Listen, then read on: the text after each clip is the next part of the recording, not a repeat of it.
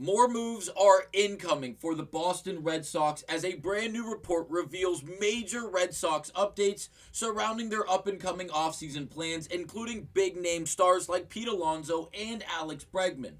I'm here to break down the reports and the likelihood the Red Sox go out and sign, if not one, both of these big names this offseason, and what that would mean going forward in competition with teams like the New York Yankees and the Toronto Blue Jays, who continue to get better this offseason. We'll break down all of that on this episode of Red Sox Digest. But first, please do remember, scroll down and smash that subscribe button to stay up to date with everything Boston Red Sox. It is a crazy part of the year, and there's going to be moves happening very, very quickly once the winter meetings begin in just the following week. So again, make sure you're staying up to date with everything Red Sox by subscribing and helping us hit our new goal of 10,000 subscribers. We do appreciate it. But now let's get to it and break down Alonso and Bregman to Boston. This is something we've discussed a lot on this channel up to this point in the offseason, but now we have new reports from the one and only, the most beloved human being on the planet, Jim Bowden. Sarcasm. And he goes on to break down a lot of things that are going to be activated around the winter meetings, including big-name stars like Pete Alonso and Alex Bregman. We're going to start with Bregman. The reason being is because we have already gotten a taste of Bregman. He played his first year outside of the Houston Astros organization this past season with none other than the Boston Red Sox, as we all know. And where he was good, he wasn't great. If you look at the WAR, it wasn't his best year at third base. Injuries were a factor. Age was a factor. And the inability to find his rhythm and stay in that groove because of the injuries to his hamstring and his quad were a problem and were a factor. You have to acknowledge that. But you can't really put a Band-Aid over the entirety of this season. If we look at the numbers, his OPS has finally dropped below 1,000 for his career in Fenway Park because, well, this past year it went down a little bit. He had a 781 OPS this past year in Fenway specifically. We all knew or know coming into this past season that it was above 1,000 in his lifetime career in Fenway Park for no shocking reason. He is a monster of a hitter, and last season it just didn't all click, and I think the injuries had a lot to do with it. But could we see him return to Boston and possibly be paired with someone like Pete Alonso? Well, based off reports, and before we even get to the article, Jon Heyman, a different name, Jon Heyman went out there and said that the Red Sox are considering signing up to 2 of these 5 big-name lineup enhancements on uber popular Kyle Schwarber plus Pete Alonso, Kazuma Akumoto, and JT Realmuto, as well as last winter's big pickup Alex Bregman. That is from Jon Heyman. That's the end of the quote. So all 5 of these names seem to be in the realm of possibility for the Boston Red Sox. It comes down to who are they going to sign. And that is why we're focusing on Alex Bregman and Pete Alonso, because based off of Jim Bowden's comments, it feels like these two are the most likely to land in Boston. Bowden would go on to say Bregman, 31, opted out of his contract with the Red Sox earlier this offseason because he would like a long-term deal to finish his career with one team. He'd love that team to beat Boston, but it remains to be seen whether the Red Sox are willing to offer him the kind of long-term deal he's seeking. Bregman was important to the Red Sox last season, not just because of what he did on the field, but because of his leadership qualities and willingness to help develop their young players at the major league level. This is spot on. You've heard me just screaming on top of the mountaintops over and over and over again. This is far bigger than the overall statistical production of Alex Bregman on the diamond. When he is off the diamond, in those hotel rooms, playing away games against the New York Yankees, against whoever it might be, and he's calling meetings with pitchers and catchers at 3 o'clock in the morning to game plan and to figure things out and to just straighten things out, to make sure these youngsters like Carlos Narvaez, Brayan Bello, Conley Early, Peyton Tolley, the list goes on of all these young guys. And obviously the list doesn't end there.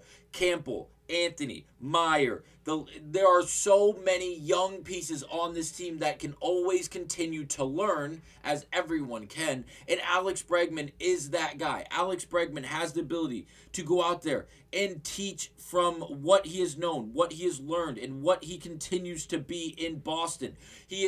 Bregman beers, Samuel Adams, it worked. It was great marketing. He fit in. Everyone adored the idea. Everyone adored the entire just prospect of it. And the idea that he wouldn't be a part of Boston next season just seems criminal. And I know he's looking for more years, and he wants to ride out into the sunset with one team for the remainder of this career. But it's very hard for me to believe that there's a world in which Bregman does not return to Boston. As Bowman said, it seems like the Red Sox are the clear-cut fit. And it seems like there is a match that has already been made. It's just a matter of time until a contract is presented that Bregman can feel comfortable signing.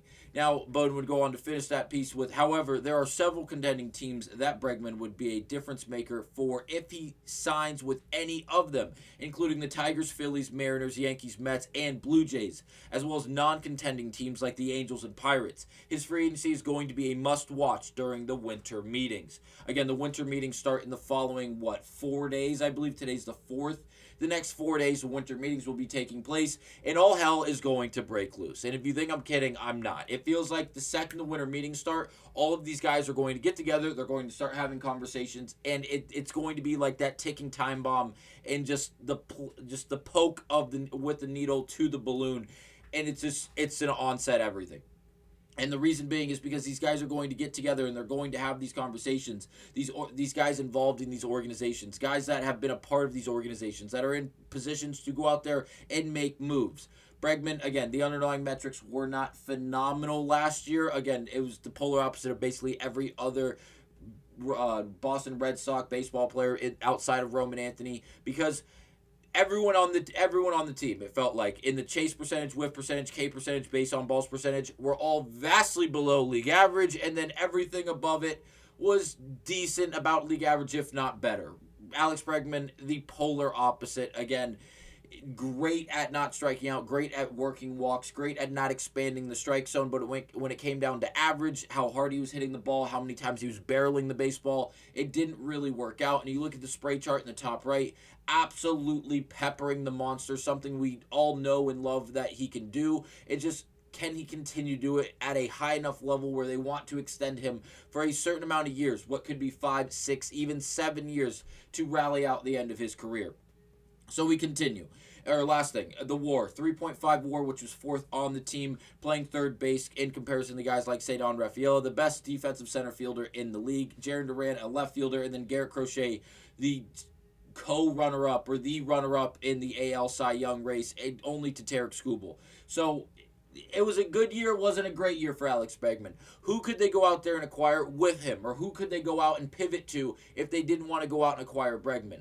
Well, outside of the position need in that third base, because there is a lot of flexibility with this Red Sox team, first base is another huge topic of conversation. And Pete Alonso is the second biggest name, if not the biggest name, that has been told to us, that is very much in connections and basically a perfect fit for the Red Sox. Again, Bowden would go on to say, after landing a short-term deal in his first foray into free agency last winter, Alonso, 30, is looking for a longer-term contract this time around. And if the Mets don't step up, he couldn't find himself with a new organization for the first time in his professional career. Alonso has played 152 games or more in every non-pandemic shortened season. He's been in the big leagues, including all 162 games in each of the last 2 seasons with the Mets. He had uncharacteristically quiet 2024 season, but rebounded with 41 doubles to lead the National League in 2025. There are several teams besides the Mets who are potentially shopping for the first baseman, including the Red Sox, Pirates, Reds, Angels, Rays, Nationals, Diamondbacks, Rockies, and Twins. However, his 2 most likely landing spots remain the Mets and the Red Sox. A lot of teams in on Pete Alonso, and it's no surprise. Pete Alonso is a freak, and I have his underlying metrics somewhere that I'm going to find you in just a second. There they are. Polar opposite of what we just saw with Alex Bregman. Literally, like, it couldn't be more appropriately just opposites. Now, he plays first base. His WAR is usually really, really good for a first baseman, which is hard to do. If you look at the spray chart, he hits it everywhere, and he hits the ball outlandishly hard. Every time it feels like he barrels a baseball, and he is sending it a country mile. But again, and this is more appropriate for the Red Sox based off of last year. The defense was last year for Alonso. It wasn't great. It was good, but it wasn't great at first base. That fits in with Boston, mediocre defensively. And then if you look at the overall offensive production, He hits the crap out of the ball. The average is honestly higher than what we're accustomed to in Boston. But the barrel percentage, the hard hit percentage are all correlating. But then you look at the chase, whiff, K percentage, and walk percentage. It all makes sense. Guys like Cedar Rafaela and all these youngsters outside of Roman Anthony all mimic this same underlying metrics. The whiff percentage, the K percentage, the strikeout percentage, the lack of walks, all correlating together. He's a match made in heaven for Boston. Unfortunately, Boston needs to correct those things as well, but if they can add Pete Alonso, they would definitely be an improvement without a shadow of a doubt. Anyone who argues against that is crazy because of the because of the production Pete Alonso can bring you, especially in Fenway. Look at this spray chart. He can hit the ball anywhere. As a right-handed hitter, he's going to have the ability to pull the baseball and hit it off that monster and over that monster at a obscene rate. It could be a really, really good match made between these two parties if this is something that ends up happening. But in the end, it feels like these are the two most lucrative and two most dominant names that could be in connections to the Red Sox to have the most likelihood of landing in Boston because of the match and the overall just scheme that it's going to work out to. Let me know down below. Do you think the Red Sox should finish out this offseason by signing both Pete Alonso and Alex Bregman and calling it a day? Or is there much more to be done?